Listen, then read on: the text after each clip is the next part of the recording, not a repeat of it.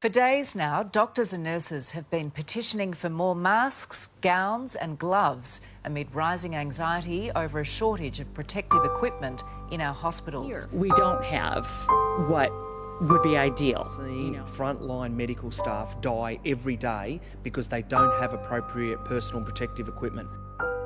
The COVID-19 pandemic has affected us in many ways. It's affected the way we work, the way we interact with each other, and the way we live. One of the most challenging problems that really stood out for me during this pandemic is the rising demand of personal protective equipment used by frontline workers and the community. I noticed that some of the people I know had taken this pandemic as an opportunity to stock up on these valuable items where it mostly sits in their shelves gathering dust and unused. During this Call for Code hackathon, I wanted to find a way to apply technology to make people like them aware of the desperate demand of these items and provide support to the medical staff. I also wanted to find a way to help hospitals sustain themselves longer before requiring new supplies from the government.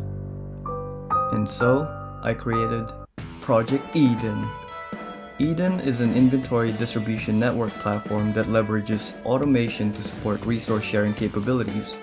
When users log into our app, they could see a list of all their items, their projected duration, and inbound and outbound requests for each inventory from the community around them.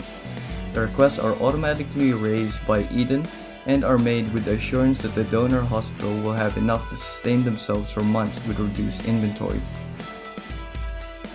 It was built under the assumption that not all hospitals have equal demand for their equipment. Some hospitals are slow, while some hospitals are busy. IDIN focuses on building a community through actively monitoring and analyzing inventory usage. It's powered by IBM's cloud technology and AWS platform. Whenever new requests are made to the server, the data is stored into IBM's cloud and database.